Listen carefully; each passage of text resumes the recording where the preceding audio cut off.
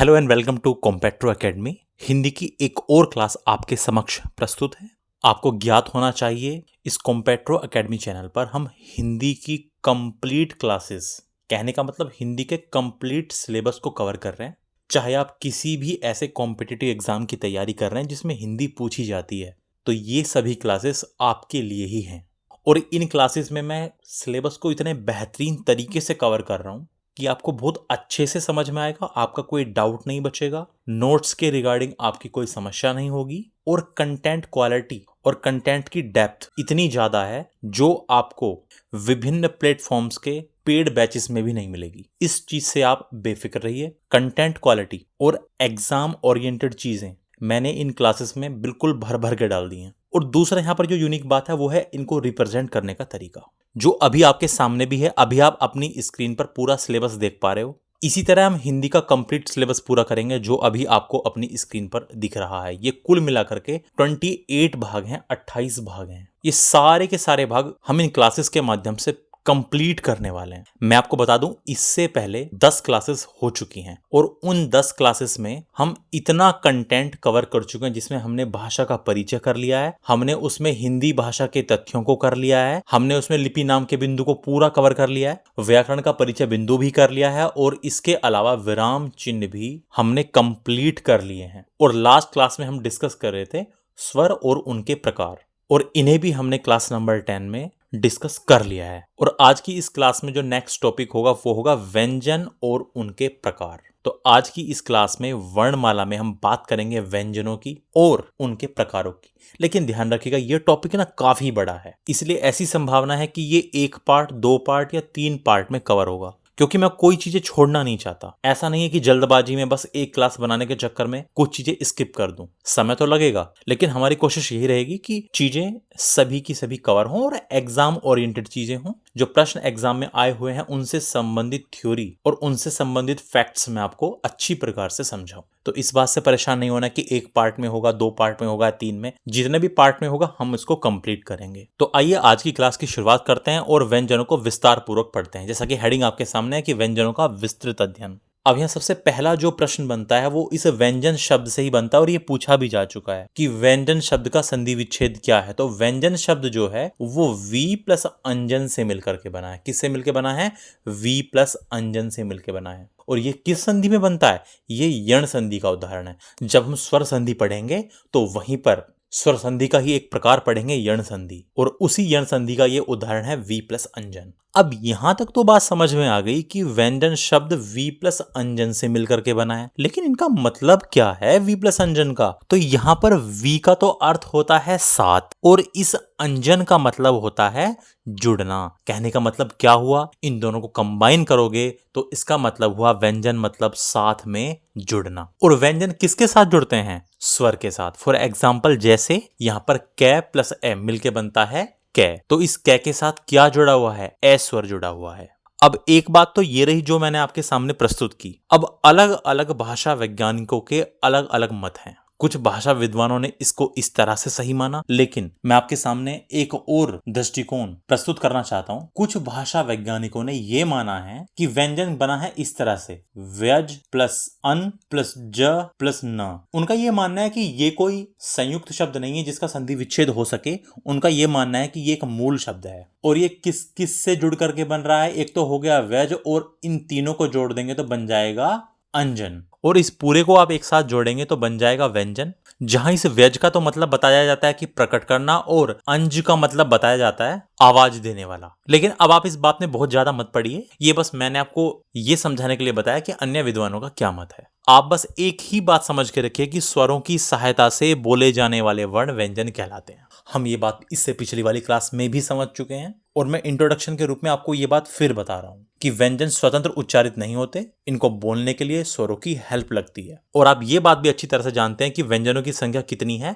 33। और ये 33 व्यंजन हैं कौन कौन से? यही हैं वो 33 व्यंजन। अब जैसा कि आप इस टेबल को देख रहे हो, तो इस टेबल को देख करके एक थोड़ी सी बचपन की याद आती है जहां हम कहते थे कैसे कबूतर, कैसे खरगोश, कैसे गमला। तो वो एक विधि होती थी छोटे बच्चों को मेमोराइज करा के वर्णों को याद कराने की। लेकिन ध्यान रखिएगा, इसका उच्चारण कैसे कबूतर नहीं करना है। इनके उच्चारण के लिए भी भाषा विज्ञान में एक नियम बनाया गया है। आइए एक बार उस पर नजर डाल लेते हैं कि आपको इनका उच्चारण करना कैसे, संकेत रूप में इनको कैसे बोलना है। तो इसके विषय में ये बात ध्यान रखनी है कि यदि हम किसी भी वर्ण का उच्चारण करना चाहते हैं तो हमें एक प्रत्यय वो होते हैं जो किसी शब्द के बाद में जुड़ते हैं, एक प्रत्ययकार इसको जोड़कर वर्ण को बोलना होगा। यदि हमें किसी भी वर्ण का उच्चारण करना है तो हमें कुछ भी नहीं करना, उस वर्ण के बाद में कार बोलना है। जैसे यदि मुझे कै बोलना है तो मैं बोलूंगा कैकार, ख बोलना है तो खकार, ग बोलेंगे तो गकार। इसी प्रकार यदि मुझे रै बोलना है तो रकार। अब आप यदि इसमें कंफ्यूज हो गए हैं कि ये ककार खकार क्या है, तो ध्यान रखिएगा, संस्कृत में इस कार का अर्थ होता है उच्चारण या ध्वनि रूप। जैसे यदि हमने कहा आकार तो इस आकार का मतलब है ए ध्वनि वाला स्वर। यदि हमने कहा ककार तो इसका मतलब है कै ध्वनि वाला। अब यहाँ ये बात ध्यान रखिएगा, ये कोई नियम नहीं है, ये तो बस कार प्रत्यय जोड़कर वर्णों का एक जैसा शब्द रूप बनाया गया है और ये केवल एक सांकेतिक प्रत्यय है कि हम वर्णों का उच्चारण करेंगे कैसे। छोटी कक्षाओं में तो हम विभिन्न वस्तुओं के माध्यम से उनको मेमोराइज करने के लिए कैसे कबूतर, कैसे खरगोश कह देते थे, लेकिन भाषा विज्ञान के अनुसार आप उसमें कार प्रत्यय जोड़िए और जिस भी वर्ण के साथ आप कार प्रत्यय जोड़ेंगे तो उसका मतलब हो जाएगा उस वर्ण की ध्वनि वाला स्वर या व्यंजन। आशा करता हूं कि ये बात आपको समझ में आ गई। व्यंजनों की इस टेबल में अब आप इससे एक चीज पर ध्यान दीजिएगा, जो मैं यहाँ पर लाइन ड्रॉ कर रहा हूं, यहां से लेके यहां तक, यहां से लेके यहां तक, यहां से यहां तक, यहां से यहां तक और इस प्रकार। इन पर अब आप एक बार ध्यान दीजिएगा। मैंने आपके सामने जो ये 5 लाइन ड्रॉ की हैं, हमने इन व्यंजनों को इसी हिसाब से वर्गों में बांटा है। हमने व्यंजनों को अलग अलग वर्ग में बांट लिया है। जैसे इस लाइन के व्यंजन कहलाते हैं कै वर्ग के व्यंजन, इस लाइन के व्यंजन कहलाते हैं चै वर्ग के व्यंजन, इस लाइन के व्यंजन टै वर्ग के, ये तय वर्ग के और ये पै वर्ग के। बस मैं तक ही रुक जाइए, अभी मैं पर ही रुक जाना है। अभी तो बिल्कुल शुरुआत है, अभी तो बहुत गहराई तक जाना है इसके। तो आइए अब इनको एक एक करके अच्छी प्रकार से समझने का प्रयास करते हैं। ये जो आपको 5 व्यंजन दिख रहे हैं, इनको हम कहते हैं कै वर्ग के व्यंजन। ये कै वर्ग है। अब इन चारों के उच्चारण में तो कोई दिक्कत होती नहीं है, लेकिन मैंने हमेशा ये पाया है कि इसका उच्चारण हमें सही प्रकार से नहीं पता होता। तो ध्यान रखिएगा, इसका उच्चारण होता है अंग की तरह, AANG। ये क, ये ख, ये ग, ये घ और ये अंग। तो इसका उच्चारण कुछ इस तरह से होता है, अंग की तरह। ये अणा नहीं होता, अणा तो टै वर्ग का 5वां व्यंजन होता है। इसका सही उच्चारण इस तरह से होता है। आइए अब हिंदी के वर्णों की संरचना को और गहराई से समझते हैं। देखिए, हिंदी में किसी भी वर्ण को लिखने के लिए हमें 2 आधारों की आवश्यकता होती है। पहला है एक क्षैतिज लाइन, एक वर्टिकल लाइन, और दूसरा है एक ऊर्ध्वाधर लाइन, एक हॉरिजॉन्टल लाइन। इन 2 आधारों की हमें किसी वर्ण को लिखने के लिए आवश्यकता होती है। नई बात समझ में आई? बस थोड़ी सी प्रतीक्षा कीजिए, ये बात आपको समझ में आ जाएगी। ये जो आपको ऊपर लाइन दिख रही है, ये वाली, इसको हम किसी वर्ण में कहते हैं शिरोरेखा। ये जो ऊपर की लाइन है ये कहलाती है शिरोरेखा, और ये जो ऐसे ऊर्ध्वाधर रेखा है इसे हम कहते हैं खड़ी पाई। ये खड़ी पाई कहलाती है। आइए एक वर्ण लेते हैं कै, इसके माध्यम से समझते हैं। जैसे आपके सामने ये है एक वर्ण कै, ये कै व्यंजन है। इस कै व्यंजन में आप ये ऊपर वाली लाइन देखिएगा। अब ये जो इसकी ऊपर वाली लाइन है ये तो हो गई इसकी शिरोरेखा, और इसमें जो ये ऊर्ध्वाधर रेखा है ये हो गई इसकी खड़ी पाई। तो इस प्रकार हमें ध्यान रखना है कि हिंदी में वर्णों को लिखने के लिए 2 आधारों की जरूरत होती है, एक शिरोरेखा और एक खड़ी पाई। मैं उम्मीद करता हूं कि यहां तक आपको बात समझ में आ रही है। आइए अब आगे बढ़ते हैं। अब आगे बढ़ने से पहले मैं आपको एक और चीज बताना चाहता हूं कि कई बार वर्णों में हम ये स्थितियां पाते हैं। कौन कौन सी स्थितियां? देखिए, कई बार हम ये पाते हैं कि किसी वर्ण के ऊपर बिंदु लगा होता है, कई बार किसी वर्ण के आगे यानी बाद में बिंदु लगा होता है, कई बार किसी वर्ण के नीचे बिंदु लगा होता है, तो कई बार किसी वर्ण से पहले बिंदु लगा होता है। अब ये किसी वर्ण के ऊपर बिंदु कैसे लगा होता है? मतलब कुछ इस प्रकार से, जैसे यहाँ पर कै है, इसके ऊपर बिंदु लगा है। अब किसी वर्ण के बाद में बिंदु लगा होना, जैसे आपको यहाँ पर ये वर्ण दिख रहा है, यहाँ पर बाद में लगा हुआ है। अब वर्ण के नीचे कैसे लगता है बिंदु? जैसे आपको ये वर्ण दिख रहा है, इसके नीचे लगा हुआ है। और किसी वर्ण से पहले कैसे लगता है? कुछ इस प्रकार से। तो इन स्थितियों को एक बार समझने का प्रयास करते हैं कि ऐसा हो कैसे रहा है कि कहीं ऊपर लगा है, कहीं बाद में है, कहीं नीचे है और कहीं बिंदु पहले लगा है। इन चारों ही स्थितियों को अब हम समझने का प्रयास करते हैं। एक एक करके चारों को समझते हैं। सबसे पहले बात करते हैं, यदि बिंदु ऊपर लगा होता है तो जब किसी वर्ण के ऊपर बिंदु लगा होता है तो ये बात हम अच्छी प्रकार से समझ चुके हैं, उसको कहते हैं अनुस्वार। ये मैं पिछली वाली क्लास में भी समझा चुका हूं। जैसे कै के ऊपर यदि यहाँ पर बिंदु लगा है तो ये है अनुस्वार चिन्ह। हमने पिछली क्लास में पढ़ा था अयोगवाह ध्वनियां होती हैं, अनुस्वार और विसर्ग, तो ये क्या है? अनुस्वार चिन्ह है, जिसे हम छोटी क्लास में अंग से अंगूर पढ़ते हैं। ये उसी का चिन्ह है। और हमने ये बात भी अच्छी तरह से समझी थी कि अनुस्वार चिन्ह का प्रयोग केवल 11 वर्णों के ऊपर किया जा सकता है। और वो 11 वर्ण कौन से हैं? वो 11 वर्ण हैं 11 स्वर। हमेशा ध्यान रखिएगा, अनुस्वार चिन्ह का प्रयोग केवल और केवल स्वरों पर होता है। हम ये बात पिछली क्लास में अच्छी प्रकार से समझ चुके हैं कि अनुस्वार और विसर्ग दोनों अयोगवाह वर्ण हैं। ये व्यंजनों के साथ संयोग नहीं करते। ये केवल किस पर प्रयोग होते हैं? ये केवल और केवल स्वर पर। फॉर एग्जाम्पल, जैसे हमने एक शब्द लिया संतोष। अब इसका एक बार वर्ण विच्छेद कर दीजिए, इसको एक बार तोड़ दीजिए। तो जब आप इसे तोड़ेंगे तो सबसे पहले से लिखा मैंने, से को स्वर रहित लिखा और इसमें से स्वर बाहर निकल जाएगा ए। और ये जो अनुस्वार चिन्ह आएगा, अनुस्वार चिन्ह इस से पर नहीं आया, इस ए के ऊपर आया, अर्थात स्वर के ऊपर आया। और अब बाकी बचे हुए शब्द को भी तोड़ दीजिए। हमने इसके बाद लिखा तय, तय में स्वर जुड़ा हुआ है ओ, और इसके बाद आया शय और इस से का स्वर बाहर निकाल दिया ए। तो हमने पाया कि यहां अनुस्वार चिन्ह स्वर के ऊपर आ रहा है। तो हमें पहली बात क्लियर हो गई कि जब किसी वर्ण के ऊपर बिंदु लगा होता है तो वो कहलाता है अनुस्वार। ये पहली बात तो क्लियर हुई। अब दूसरी बात की तरफ चलते हैं। दूसरा था कि जब किसी वर्ण के बाद बिंदु लगा हो, तो ध्यान रखिएगा, जब किसी वर्ण के बाद बिंदु लगा हो तो इसको कहते हैं पंचमाक्षर बिंदु, यानी 5वें अक्षर का बिंदु। और हिंदी में ये पंचमाक्षर बिंदु केवल इस वर्ण पर ही लगता है। ये जो देखने में डे जैसा लग रहा है, ये डे नहीं है, ये कै वर्ग का 5वां वर्ण है, ये कै वर्ग का 5वां व्यंजन है, अंग। और ये जो बिंदु है, इस बिंदु को कहते हैं पंचमाक्षर बिंदु। और ये पंचमाक्षर बिंदु हिंदी में केवल एक ही वर्ण पर लगता है, और वो वर्ण कौन सा है? ये अंग, कै वर्ग का 5वां व्यंजन। तो ये दूसरी बात भी हमें समझ में आ गई कि जब किसी वर्ण के बाद बिंदु लगा हो तो वो पंचमाक्षर होता है। जब ऊपर लगा हो तो अनुस्वार, आगे लगा हो तो पंचमाक्षर।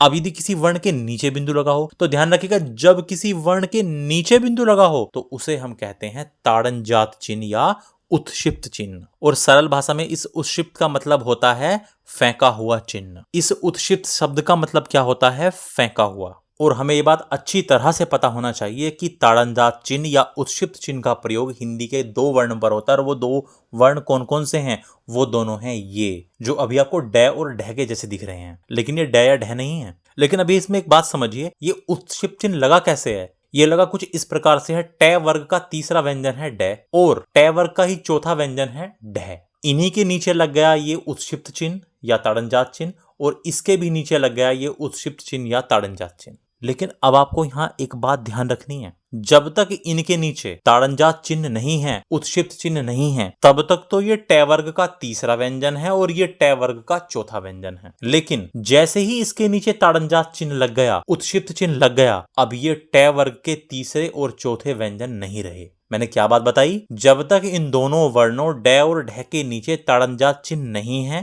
तब तक ये टे वर्ग के तीसरे और चौथे व्यंजन हैं। लेकिन जैसे ही इनके नीचे लग गया ताड़नजात चिन्ह या उत्क्षिप्त चिन्ह, तो ये अब टे वर्ग के तीसरे और चौथे व्यंजन नहीं रहे। इस ताड़नजात चिन्ह या उत्क्षिप्त चिन्ह लगने के बाद ये बन गया है अड़े और ये बन गया है अढ़। अब इसको डे या ढह नहीं, अड़े और अढ़ कहेंगे, क्योंकि इनके नीचे लग चुका है उत्क्षिप्त चिन्ह। और उत्क्षिप्त का मतलब क्या होता है? फेंका हुआ। ये जो शब्द है उत्क्षिप्त, इस उत्क्षिप्त का ही मतलब क्या होता है? फेंका हुआ। तो ये उत्क्षिप्त नाम इनका क्यों पड़ा? ये इसलिए पड़ा क्योंकि इन व्यंजनों का उच्चारण करते समय जब आप बोलेंगे अड़े और अढ़, जीभ इतना झटका खाती है कि ऐसा लगता है कि ये मुख से बाहर फेंके जा रहे हों, इसीलिए इनको उत्क्षिप्त व्यंजन भी कहते हैं।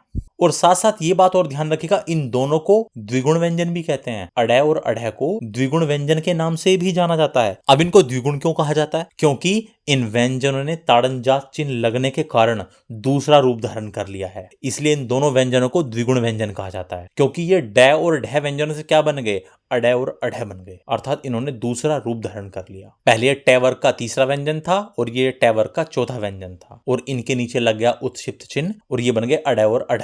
इन्होंने दूसरा रूप धारण कर लिया, इसलिए इनको द्विगुण व्यंजन कहा जाता है। और इसके साथ साथ इन्हें एक और नाम से पुकारा जाता है, वो है विकसित व्यंजन। इन दोनों को विकसित व्यंजन भी कहा जाता है। और इन दोनों को विकसित व्यंजन इसलिए कहा जाता है क्योंकि ये दोनों हिंदी भाषा में नए विकसित व्यंजन हैं, नए विकसित वर्ण हैं। जिनका विकास ट वर्ग के ड और ढ के नीचे ताड़नजात चिन्ह लगने से हुआ है, इसलिए इनको विकसित व्यंजन भी कहा जाता है। हमने क्या समझा, ये अड़ और अढ़ा जो हैं, जब इन दोनों वर्णों के नीचे ताड़नजात चिन्ह या उत्क्षिप्त चिन्ह लगा दिया जाता है तो ये हिंदी भाषा के नए विकसित वर्ण अड़ और अढ़ा बन जाते हैं। इन दोनों को ताड़नजात व्यंजन या उत्क्षिप्त व्यंजन या द्विगुण व्यंजन या विकसित व्यंजन कहा जाता है। उम्मीद है यहां तक की बात समझ में आ रही है। अब मैं इनसे रिलेटेड आपको कुछ और फैक्ट्स बताना चाहता हूं, और उन तथ्यों पर बढ़ने से पहले एक बात समझिए। हम ये बात अच्छी प्रकार से जानते हैं कि जो व्यंजन होते हैं वो स्वरों की सहायता से बोले जाते हैं, और उस व्यंजन में से यदि स्वर को हटा लिया जाए तो व्यंजन आधा बचता है, स्वर रहित बचता है।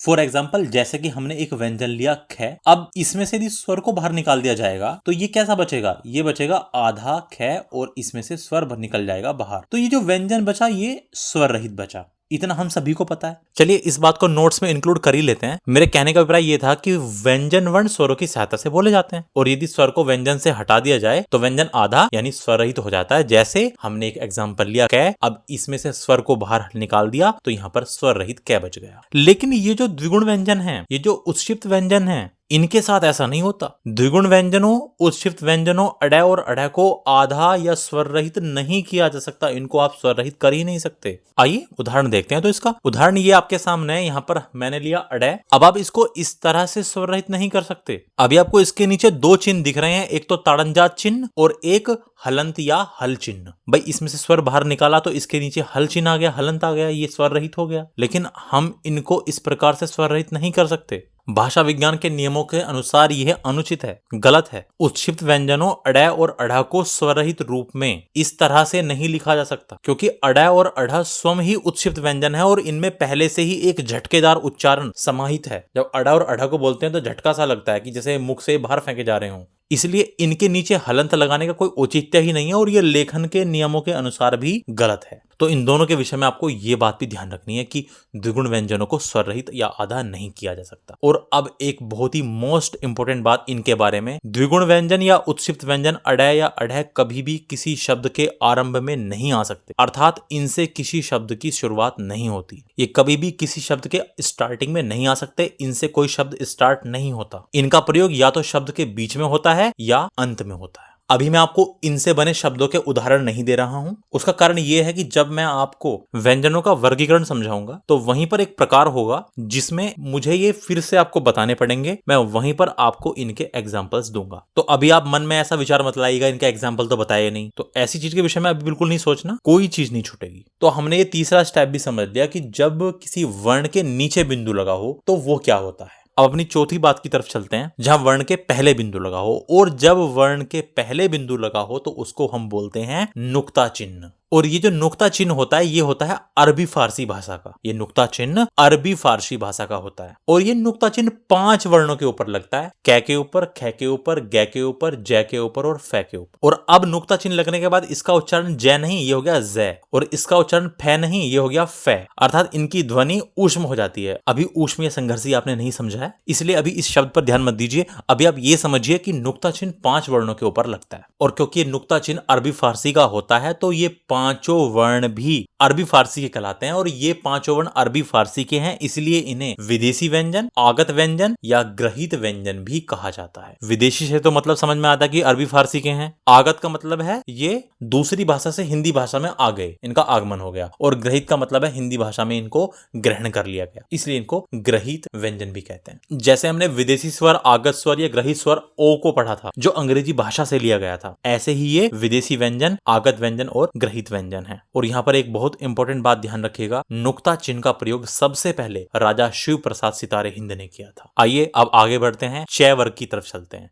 यह है च वर्ग, और इस च वर्ग का व्यंजन है च, छ, ज, झ, और इसका उच्चारण होता है इया। इसका जो उच्चारण होता है वो अना नहीं होता, इसका उच्चारण निया या इया की तरह होता है। हमें इनका सही उच्चारण तो आना ही चाहिए, तो इसको ध्यान रखना है। अब मैं यहाँ आपके समक्ष एक प्रश्न प्रस्तुत करना चाहूंगा, और वो प्रश्न ये है कि निम्न में से किसे हिंदी भाषा में अमानक वर्ण स्वीकार किया गया यानी इनमें से किसको अमानक वर्ण मान लिया गया है हिंदी में? क्या द्विगुण व्यंजन को, विदेशी वर्ण ओ को, झ के प्राचीन स्वरूप को, या उपयुक्त में से कोई नहीं? तो हिंदी भाषा में अमानक वर्ण स्वीकार किया गया है झ के प्राचीन स्वरूप को। झ का प्राचीन स्वरूप कुछ ऐसा दिखता था। आप बहुत पुरानी पुस्तकें उठाइए, कोई बहुत पुरानी आरतियों की पुस्तक हो या कोई बहुत पुरानी धार्मिक पुस्तक हो, तो आपको उनमें झ का ये स्वरूप मिल जाएगा। झ कुछ इस तरह से लिखा दिख जाएगा। इसे अब अमानक वर्ण मान लिया गया है, अर्थात इसको हिंदी भाषा में स्वीकार नहीं किया गया है मानक रूप से। और ये जो झ का प्राचीन स्वरूप है, जो आपको इस तरह ये दिख रहा है, ये रूप ब्राह्मी और नागरी लिपि की जो प्रारंभिक अवस्थाएं थी उनमें लिखा जाता था। ब्राह्मी में और नागरी लिपि की प्रारंभिक अवस्थाओं में लिखा जाता था ये इस तरह से झ का प्राचीन स्वरूप। लेकिन अब झ के प्राचीन स्वरूप को अमानक वर्ण मान लिया गया है, क्योंकि यह देवनागरी लिपि के मानक स्वरूप के मानदंडों को पूरा नहीं करता। और इसके साथ साथ आधुनिक शिक्षा और मुद्रण व्यवस्था के लिए स्पष्ट, सरल और एक समान आकृति चाहिए थी। जो आधुनिक शिक्षा प्रणाली है और प्रिंटिंग है, उसके लिए क्लियर, सिंपल और एक समान, ऐसा ना हो कहीं झ इस तरह का बन रहा है और कहीं इस तरह का झ बन रहा है, तो एक समान आकृति चाहिए थी। और भ्रम, अस्पष्टता और मुद्रण सुविधा के कारण कोई भ्रम ना हो, अस्पष्टता ना हो और प्रिंटिंग में आसानी रहे, इस वजह से झ का प्राचीन रूप आज प्रयोग में भी नहीं है। और एक और कारण, ये जो प्राचीन झ का स्वरूप था, ये एक तो भय से मिलता जुलता था, और यदि इसमें बस एक लाइन यहाँ से ऐसे आ जाए तो ये श से भी मिलता जुलता था, जिससे अक्षरों में भ्रम की स्थिति बनती। तो ये एडिशनल बातें आपको ध्यान रख लेनी है। आगे बढ़ ट वर्ग की तरफ चलते हैं। ट वर्ग के ये व्यंजन है ट, ठ, ड, ढ और अण।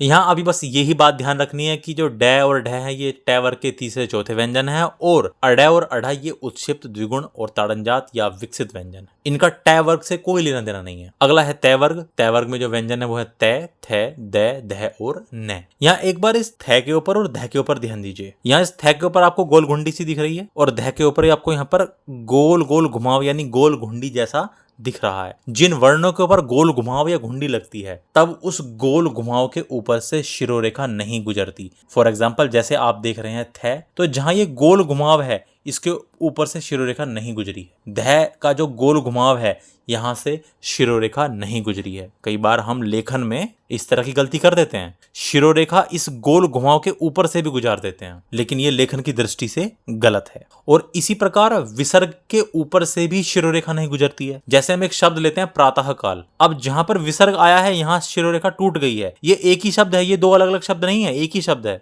लेकिन विसर्ग के ऊपर से शिरोरेखा नहीं गुजरती है। और अगला वर्ग है प वर्ग, जिसमें प, फ, ब, भ और म ये व्यंजन आते हैं। तो कुल मिला के हमने अभी तक इन 5 वर्गों में 5-5 व्यंजन देखे, यानी कुल मिला के 25 व्यंजन देख लिए हैं, और इन 25 व्यंजनों को स्पर्श व्यंजन कहा जाता है। अभी ये मैं आपको बेसिक टच दे रहा हूं, अभी हम इनकी डिटेल में नहीं जा रहे हैं, ये भी हम इसका इंट्रोडक्शन देख रहे हैं जिससे कि एक समझ बने। तो अभी हमने जो ये 5 वर्ग के 25 व्यंजन देखे, इनको हम कहते हैं स्पर्श व्यंजन। अब इनको स्पर्श व्यंजन क्यों कहा? क्योंकि इन 5 वर्गों के व्यंजनों का उच्चारण करते समय जीभ या हवा का प्रभाव, या तो जीभ या हवा, मुख के किसी न किसी अवयव, और मुख्य अवयव कौन से हैं? या तो कंठ या तालु या मूर्धा या दंत या ओष्ठ। या तो कंठ या तालु, तालु होता है जीभ के ऊपर मुख का ऊपरी हिस्सा, मूर्धा यानी मसूड़े, दंत यानी दांत, ओष्ठ यानी ओठ, इनको स्पर्श करती है। इसलिए इन 5 वर्गों के सभी व्यंजनों को स्पर्श व्यंजन या वर्गीय व्यंजन कहा जाता है। स्पर्श व्यंजन तो इसलिए कि जीभ या हवा का प्रभाव मुख के किसी न किसी अवयव को स्पर्श करता है इनके उच्चारण में, इसलिए तो स्पर्श व्यंजन। और वर्गीय व्यंजन ये किसी न किसी वर्ग के व्यंजन है, जैसे ये ग है, ये क वर्ग का व्यंजन है, ठ वर्ग का व्यंजन है, ये किसी न किसी वर्ग के व्यंजन है, इसलिए इनको वर्गीय व्यंजन भी कहा जाता है। और इन स्पर्श व्यंजनों की संख्या कुल कितनी है? 25, मात्र 25 इनकी संख्या है। अब इस मैं के बाद जो अगले आएंगे य, र, ल, व, उनको कहते हैं हम अंतःस्थ व्यंजन। य, र, ल और व, इनको अंतःस्थ व्यंजन कहा जाता है। अब इनको अंतःस्थ व्यंजन क्यों कहा जाता है? इनको अंतःस्थ व्यंजन इसलिए कहा जाता है जो व्यंजन अंदर ही अंदर बोले जाते हैं, जिनमें कभी स्पर्श होता है और कभी नहीं होता, वे अंतःस्थ व्यंजन कहलाते हैं। इनकी संख्या होती है 4। कौन कौन से? य, र, ल और व। और इन चारों को बोलने की जो स्थितियां हैं वो अलग अलग हैं। इन चारों को ही बोलने की स्थितियां अलग अलग हैं। जैसे य और व, ये पहले वाला और ये लास्ट वाला, इन व्यंजनों का उच्चारण करते समय हमारी जीभ मुख के किसी भी अवयव को स्पर्श नहीं करती। आप बोल के देखिए य, बोलिए व, तो आप पाएंगे कि जीभ मुख के किसी अवयव को स्पर्श नहीं करती। अर्थात इन दोनों का उच्चारण करते समय जीभ को किसी प्रकार की क्रिया प्रतिक्रिया नहीं करनी पड़ती। और जब जीव को किसी प्रकार की क्रिया प्रतिक्रिया नहीं करनी पड़ती तो इसका मतलब ये हुआ कि इन वर्णों का उच्चारण स्वतंत्र रूप से होता है, जैसे स्वरों का होता है। जैसे आप स्वर बोलिए ए, तो इसमें भी जीव किसी मुख के अवयव को स्पर्श नहीं कर रही है। और आप बोलिए य, तो य में भी स्पर्श नहीं कर रही है। अब आप बोलिए व, तो व में भी जीव स्पर्श नहीं कर रही है। तो अब इन्हें पूर्ण रूप से स्वर तो नहीं कह सकते, लेकिन लगभग लगभग स्वरों की तरह ही स्वतंत्र रूप से इनका उच्चारण होता दिख रहा है। और इन वर्णों के उच्चारण में जीव व हवा को किसी भी प्रकार का संघर्ष नहीं करना पड़ रहा, इसीलिए इनका नाम पड़ गया अर्धस्वर या संघर्षहीन स्वर, इन दोनों का, य का और व का। अतः इन दोनों व्यंजनों को अर्धस्वर या संघर्षहीन व्यंजन भी कहा जाता है। जब हम य का और व का उच्चारण करते हैं तो जीभ उस तरह से क्रिया नहीं करती है, उस तरह से हलचल नहीं करती है जितना अन्य व्यंजनों को बोलने में करती है। इन दोनों व्यंजनों का उच्चारण जीभ और हवा को किसी प्रकार के संघर्ष का एहसास नहीं कराता। और इन दोनों वर्णों का उच्चारण, इन दोनों व्यंजनों का उच्चारण कुछ स्वतंत्र रूप से होता हुआ दिखता है, इसलिए इन दोनों को अर्धस्वर या संघर्षहीन व्यंजन भी कहा जाता है। कहने का मतलब इनके उच्चारण में जीभ व हवा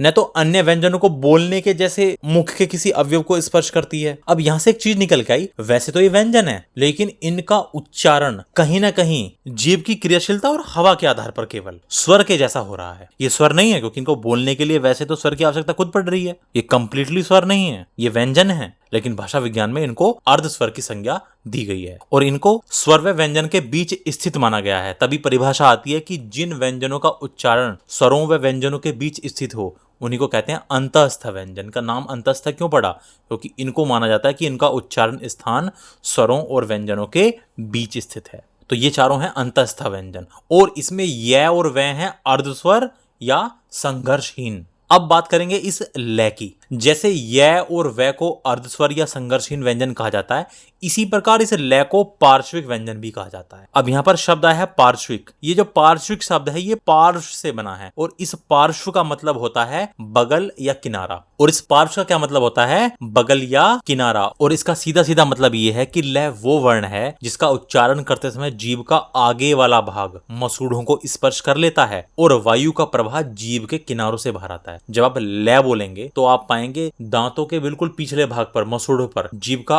अगले वाला भाग टच हो जाएगा लय बोलते समय, और जीभ हल्की सी मुड़ेगी ऊपर की तरफ, यानी ऊपर पीछे की तरफ हल्की सी मुड़ेगी जब आप लय बोलोगे, और जीभ का आगे वाला भाग मसूड़ों को स्पर्श कर लेता है और वो ध्वनि और वो वायु का प्रवाह जीभ के किनारों से बाहर आता है। इसलिए इस लय को पार्श्विक व्यंजन भी कहा जाता है। और लय एकमात्र पार्श्विक व्यंजन है, पार्श्विक वर्ण है। तो हमने जाना य और व तो हो गए अर्धस्वर और लय हो गया पार्श्विक व्यंजन। अब बात करते हैं किसकी? र की। तो ये र एक ऐसा वर्ण है जिसका उच्चारण करते समय खुद जीभ ही मुख में कंपन या घर्षण करती है, इसलिए इसे प्रकंपित व्यंजन कहा जाता है। जब आप र बोलोगे, अब रे बोल के देखिए, जब रे बोलोगे तो रे बोलते समय जो जीभ है वो कंपन करेगी मुख में ही, इसीलिए इसको क्या कहा जाता है? प्रकंपित व्यंजन भी कहा जाता है। ये अंतस्थ व्यंजन तो है ही चारों, लेकिन परीक्षाओं में इनसे भी प्रश्न पूछ लिए गए हैं। अर्धस्वर हैं, ऑप्शन दे दिए जाएंगे आपको 4। अब आपने यदि ये नहीं पढ़े हैं तो फिर नहीं पता चलेगा आपको, तो इसलिए इनको ध्यान से समझिए और याद रखिएगा। और इसके अलावा इसे लुंठित भी कहा जाता है, और क्योंकि उच्चारण करते समय जीभ थोड़ी सी ऊपर की तरफ मुड़ जाती है, और इस मुड़ने के कारण ही इसको क्या कह दिया जाता है? लुंठित व्यंजन भी कह दिया जाता है। तो रे क्या क्या हुआ? प्रकंपित और लुंठित। तो इन चारों अंतःस्थ व्यंजनों को हमने अलग अलग तरीके से भी समझा। य और व को अर्धस्वर या संघर्षहीन भी कहते हैं। इसके अलावा लय को पार्श्विक कहा जाता है और रे को प्रकंपित या लुंठित व्यंजन भी कहा जाता है। ये चारों हैं अंतःस्थ व्यंजन, और इसके अलावा इनकी अपनी अपनी विशेषताएं भी हैं। तो ये तो बात हुई य, रे, लय और व की। अब इनसे आगे चलते हैं, और अगले जो 4 व्यंजन हैं वो हैं श, श, स और है। और इन चारों को हम कहते हैं ऊष्म या संघर्षी व्यंजन। इन चारों को क्या कहा जाता है? ऊष्म या संघर्षी व्यंजन। ये जो शब्द है ऊष्म, इस ऊष्म का मतलब होता है गर्म। इसका शाब्दिक अर्थ होता है गर्म। जब हम इन चारों व्यंजनों का उच्चारण करते हैं तो उच्चारण करते समय जीभ मुख के किसी अवयव के पास तो चली जाएगी। जब आप इन चारों वर्णों का उच्चारण करेंगे, जैसे आप बोलेंगे श, तो ये मुख के किसी अवयव के किसी अंग के पास तो चली जाएगी, लेकिन उसको टच नहीं करती। और मुख के जिस अवयव के पास ये जाती है, इस जीभ और उस अवयव के बीच में गैप बिल्कुल जरा सा रह जाता है, जिससे वायु का जो प्रवाह है वो जीभ और उस मुख के अवयव के बीच से संघर्ष करके बाहर निकलता है, या हम कह सकते हैं घर्षण करके बाहर निकलता है। और यदि कोई चीज घर्षण या रगड़ खा के बाहर निकलती है तो वो क्या हो जाएगी? गर्म हो जाएगी, ऊष्म हो जाएगी। आप बोलिए श, तो आप पाएंगे जीभ हल्की सी ऊपर उठेगी और ये मूर्धा को टच नहीं करती, उससे नीचे ही रह जाती है। और अब जो श की ध्वनि बाहर निकलेगी वो इस जीभ और इस मूर्धा के बीच में संघर्ष करके बाहर निकलेगी। इसीलिए मैंने यहाँ पर आपको बताया कि जो वायु का प्रवाह है वो जीभ और मुख अवयवों कोई सा भी हो सकता है, उसके बीच से संघर्ष करके बाहर निकलना पड़ता है, इसीलिए इनको हमने कहा है ऊष्म या संघर्षी व्यंजन। इसके अलावा एक प्रश्न और आ गया था इन्हीं के नाम का, जो शायद आपने सुना भी ना हो, इन्हें ईषत स्पष्ट व्यंजन भी कहते हैं। इनको ईषत स्पष्ट व्यंजन भी कहा जाता है, इन चारों, ये बात भी ध्यान रखनी है। और इसके साथ साथ हमने ये समझ लिया कि ये चारों कैसे हैं, ऊष्म या संघर्षी व्यंजन। तो अब तक व्यंजनों के इंट्रोडक्शन में हमने ये समझा कि 25 व्यंजन तो हैं स्पर्श व्यंजन या वर्गीय व्यंजन, 4 व्यंजन ये रे ले वे ये हैं अंतस्थ व्यंजन, और ऊष्म या संघर्षी व्यंजन है ये चारों। और इस प्रकार 25 स्पर्श, 4 अंतस्थ है और 4 ऊष्म मिलाकर के हो गए 33 व्यंजन। लेकिन इसका मतलब ये नहीं कि हिंदी में केवल 33 ही व्यंजन है। अभी हमने इसमें द्विगुण व्यंजनों को शामिल नहीं किया है, अभी हमने संयुक्त अक्षर नहीं समझे, अभी इसमें आपको काफी कुछ समझना बाकी। और अब हम आगे करेंगे व्यंजनों का वर्गीकरण, जो होगा उच्चारण स्थान के आधार पर। अब पार्ट 2 में हम व्यंजनों के वर्गीकरण की शुरुआत करेंगे, क्योंकि ये क्लास ही काफी लंबी हो गई है और इसमें यदि मैं व्यंजनों का वर्गीकरण भी करने लग जाऊंगा तो ये क्लास बहुत लंबी चली जाएगी। ये अभी तो हमने केवल इंट्रोडक्शन देखा है, केवल बेसिक चीजें देखी हैं। अभी हमें व्यंजनों का वर्गीकरण समझना है, द्विगुण व्यंजनों के उदाहरण, इनमें फर्क क्या है, संयुक्त अक्षर, द्वितु वर्ण, रे रकार के रूप, और इसके अलावा व्यंजनों के वर्गीकरण चाहे उच्चारण के आधार पर हो, चाहे प्राणत्व के आधार पर अल्प प्राण महाप्राण हो, जैसे कंठ है, तालव्य, मूर्धन्य, दंत्य, ओष्ठ्य, नासिक्य, दंतोष्ठ्य, चाहे इसके अलावा व्यंजनों का वर्गीकरण प्राणत्व के आधार पर, जिसमें अल्प प्राण महाप्राण, घोषत्व के आधार पर अघोष सघोष, प्रयत्न के आधार पर भी इनको बांटते हैं। तो इसी प्रकार से भी काफी कुछ बाकी है और व्यंजनों के वर्गीकरण में बहुत अच्छी प्रकार से हम इन चीजों को समझने वाले हैं। यदि आपका कोई डाउट है या कोई सजेशन है तो आप कमेंट में बता सकते हैं। धन्यवाद ये क्लास देखने के लिए। अब आपसे अगली क्लास में मिलेंगे।